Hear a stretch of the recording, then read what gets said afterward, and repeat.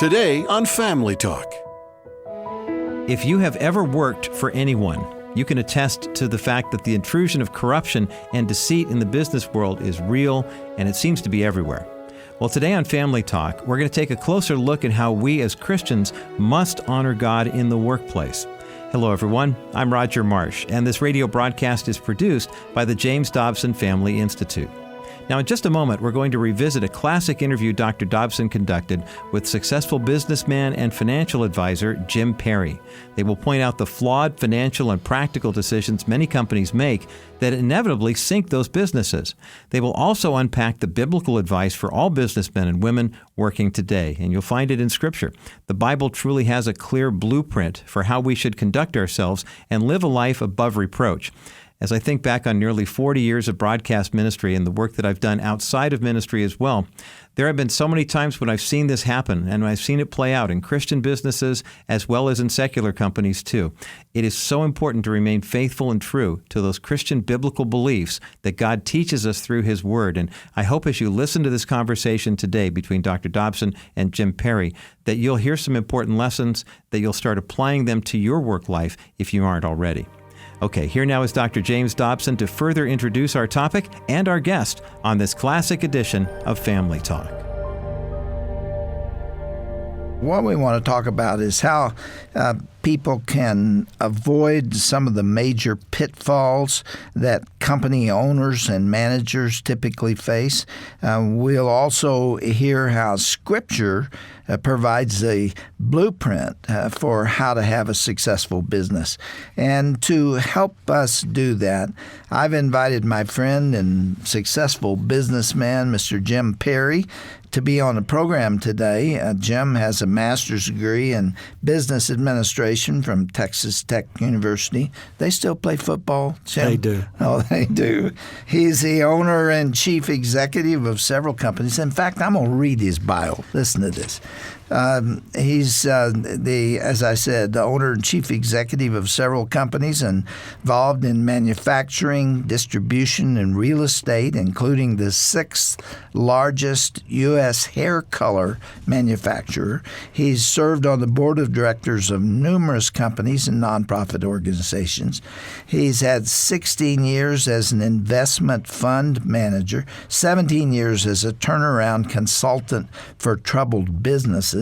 He's a former senior vice president and CFO of an insurance carrier, former CPA with an international Big 8 firm, former banking officer with the largest bank in the Southwest. He's a certified public accountant and has a Bachelor of Business from Texas Tech University and the MBA from Southern Methodist University. That means you're a Texan, right? I am a Texan, yes. And you told me a few minutes ago that you have been working in business for 39 years? 39 years, yes. All right, let's go straight for it. You and I had an opportunity to spend an evening together when our wives were involved in a church ladies function of some sort. I don't know what they were doing. But that gave you and me an opportunity to talk, and I learned a lot from you that day about business. And some of it, frankly, was depressing to me because you were describing how common it is for there to be cheating and corner cutting and failures to follow the law in business, that it's not only common, it's almost universal. Is that an overstatement? No, that's not an overstatement, Dr. Dobson. Unfortunately, many businesses over the years, they adopt practices or policies that they probably aren't that proud of. We're going to talk about some of those today. We're going to talk about the things that I find. But overall, business seems difficult to a lot of people, running a business. And it can be. It's an awful lot of work. But if you can eliminate the distractions that a lot of these practices, these questionable practices that business owners and managers take, and you can eliminate distractions in that business and focus on the things that the business should be focused on, which is its customers, its suppliers, its employees. You will find that a business that does that does far better over time than a business that cuts corners.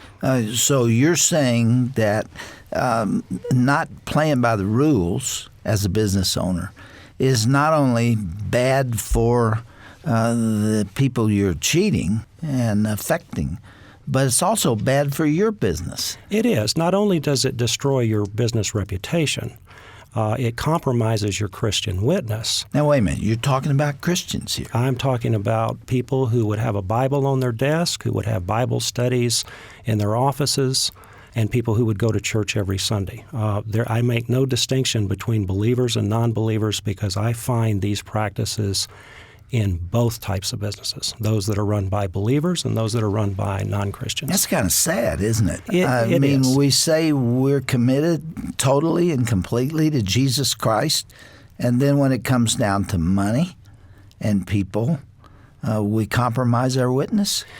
I think what happens a lot of time is people get advice. Every business has advisors. There are CPAs, there are attorneys, and they will come to a business owner and say, hey, you could consider doing this, or whatever that practice might be. And it even might meet the letter of the law. It might be something that they wouldn't go to jail for. But just because it's legal or barely meets the letter of the law does not make it right. As Paul wrote in Corinthians, there might be practices that are legal, there might be practices that are acceptable in a given day and time, but if they are not helpful to your business reputation and your Christian witness, then you should not do them. You have to remember that everyone watches everyone else. Everyone sees what you do. So when you're running a business and you're entering into some type of a questionable practice, even though it might be something that your CPA recommended or your attorney recommended, your employees see that. Your friends, your family members see that, your suppliers see that, your customers see that, and they form an opinion about you. And your business reputation depends on that opinion that they form. And frankly, your Christian witness depends on it also. Do you wade into that when you are consulting with a company? Oh, absolutely. When I was in the consulting business, if we find these practices, we hit it head on. You have to deal with these issues. You have to try to make it right. You have to show a company that they do not need to be doing these kinds of things. They need to play it straight up. They need to be honest. They need to show integrity. And when they do that, their business will be far better off, and the people that work for them will be far more appreciative to see that they did the right thing. You said at one time that is the best way to grow a company. It is. Most of these questionable practices, might save you some short-term money or some short-term expense, make you a little more profit, but long-term, you spend so much time with this as a distraction. You spend so much time cutting corners. Give me some examples of that. First of all, one of the biggest things that business owners need to really think about is whether or not to take certain aggressive tax positions. We're always offered the opportunity as business owners that we can maybe, because the law states, our CPAs will say, hey, you could be doing this. Other people might be doing it. It might be common practice. You're talking about, for example, calling somebody an independent contractor. Well, that is another example. That was the second example I was going to give. But let's use that one because that's an easy one to explain. If you control an employee's hours, then that person that you control the hours for is an employee. You need to be paying payroll taxes. You need to be treating them as an employee. And if they work a certain number of hours and fall under your benefit programs, then you need to be paying them benefits. A lot of businesses will take employees who they control the hours for, and they will treat them as independent contractors. So they may be coming into your offices, working for the set times of 8:30 to 5, or they could even be working off-premise, but if you are controlling their number of hours, that is the key distinction as to whether they are an employee or an independent contractor. Now, if you have a consultant, let's say it's a CPA and that person does your books, and you are not controlling their hours, you are simply paying them for a service. They might be charging you by the hour. They might be charging you a consulting fee each month. that is a person who you do not control the hours for, an outside CPA, an outside an attorney. But when you have normal employees who you control the hours for, you should not be paying them as an independent contractor. You told me of some large Christian organizations, and we won't name them here, but you did, who are doing just that, and it's illegal. It is illegal. And it's wrong. It's just wrong. And people who know that are disturbed by that. When you see a Christian ministry that I know from the people who work there, their hours are controlled. They work 40 to 50 hours a week, every week. They are paid as independent contractors with no payroll taxes of any type being paid by the business and with no benefits being paid to the employees. That is wrong. And that organization, like all Christian ministries, is out soliciting money from donors. I think the donors that find out these things are disturbed by that. If you're going to represent yourself as a Christian ministry, then you have to uphold the principles that we're taught in Scripture. Jim, I also know that your primary responsibility is to take over businesses that are failing. They're on their way down. And you come in and essentially heal them and get them on their feet. I don't know whether you buy the company, but that's your business doing that. What kinds of things do you look for, and do you start changing when you take over? Well, first of all, that is my business. I used to do it when I worked for the bank. I used to do it when I worked for the CPA firm. I even consulted with a number of companies in the insurance industry when I was CFO of a company in that industry. I then was a full-time turnaround consultant for 17 years. And then for 16 years, I was an investment-funded manager, and we purchased companies like that. And I still do that today. I buy distressed businesses, distressed assets, and I go in and I fix those companies. What I find is that in most cases, those businesses were distracted. They've done things they shouldn't do. They're focused on that rather than the business. I find that they have too much debt. And they have managed to get themselves in trouble. We will take care of their debt problem. We will take over that business, and then I go about going through that business literally with a fine-toothed comb and change the kinds of things we see. Now, here's what we typically see. You'll see businesses that, for instance, overcharge their customers. You would think that's not something that you would run into very often, but it is. You'll have a business, they agree to charge certain prices for certain products. They will find a way to put overcharges in there. They'll add expenses. They will cheapen the product. If they're providing a service and it's by the hour, they will pad those hours. And that's one of the big areas where you find businesses literally cheating.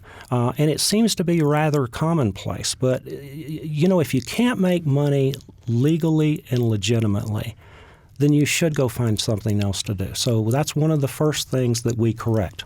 What percentage of these businesses are salvageable? I have never lost a business to bankruptcy. I have purchased companies or assets out of bankruptcy. But we have been successful in turning every business around that I've ever been involved in. Well, what are those principles that you implement that allow you to do that?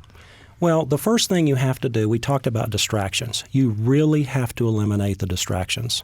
And part of those distractions are you have to get rid of these things that you're doing that you shouldn't be doing.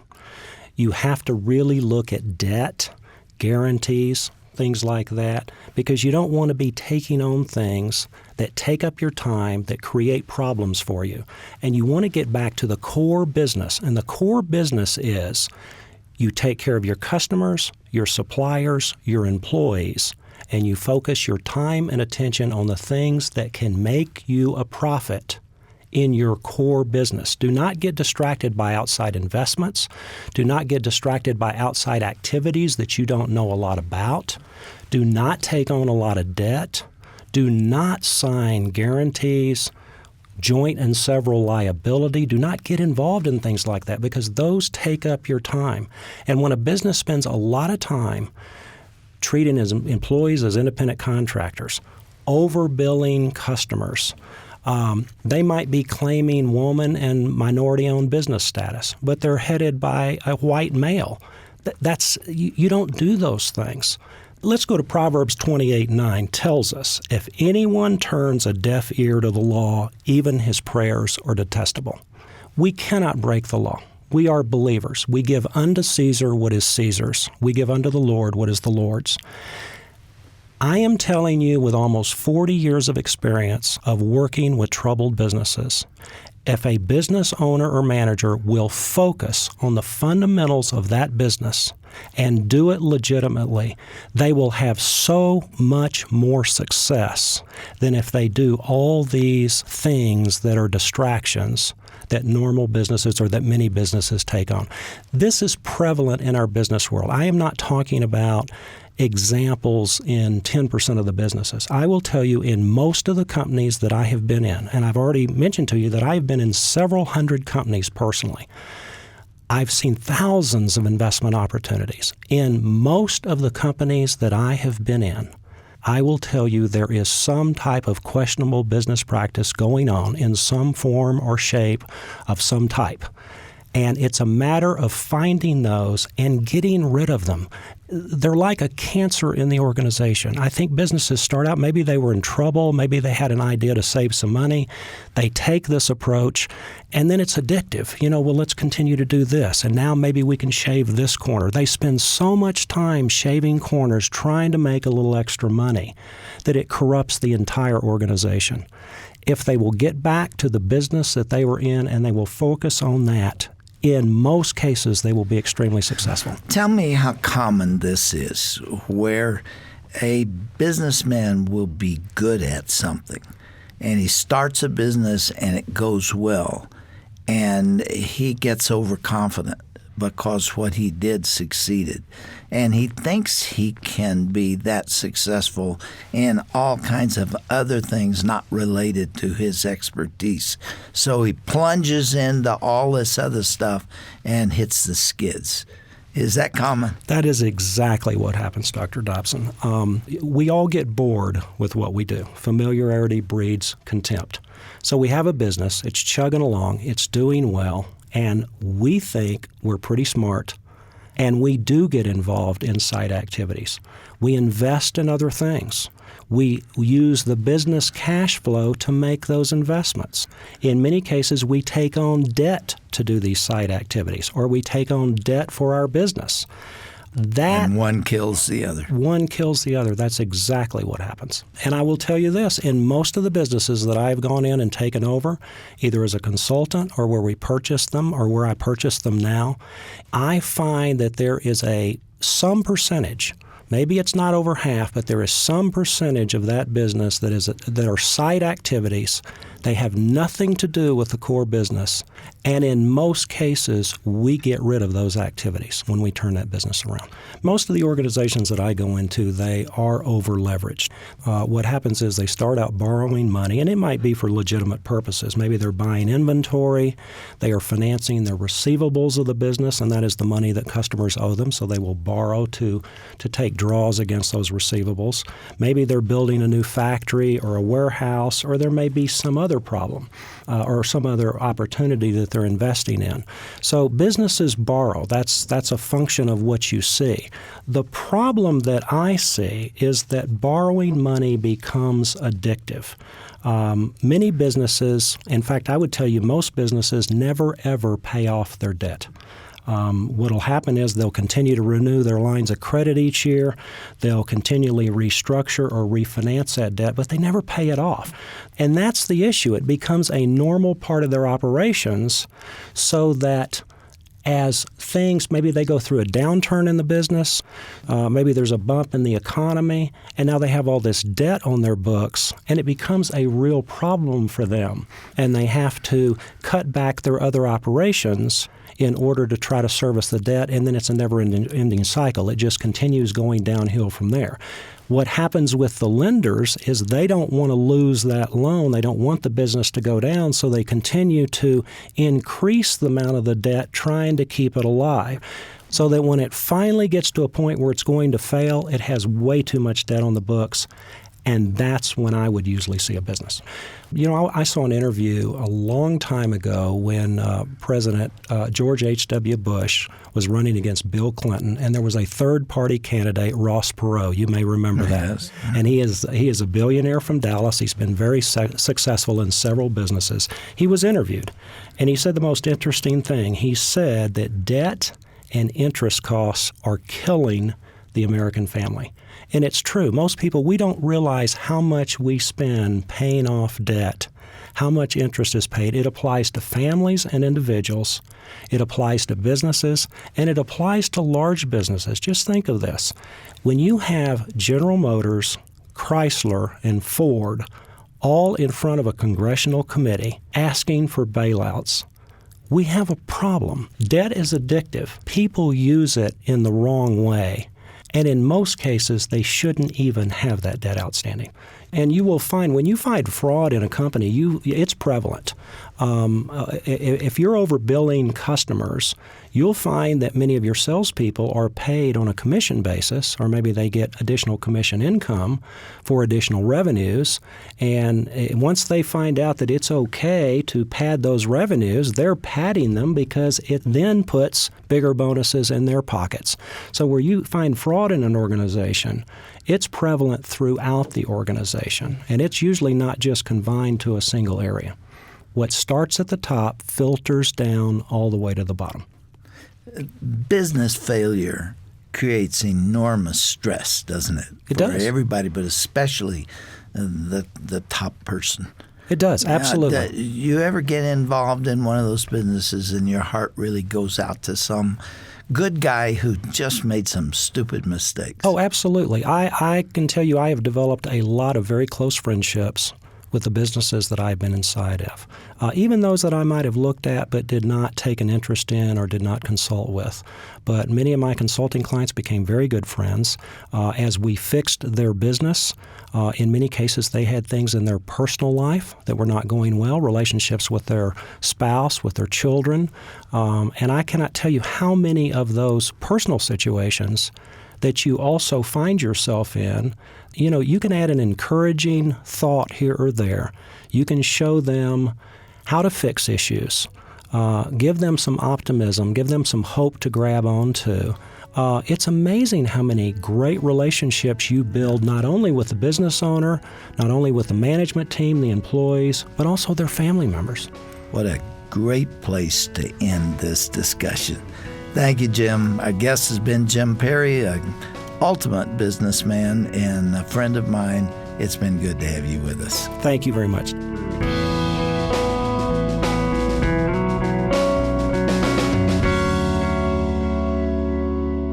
Well, what a practical edition of Dr. James Dobson's Family Talk. You know, as Christians, we are to reflect and imitate Jesus in everything we do. And I'll tell you what, his character should especially be evident in the way we handle ourselves at work.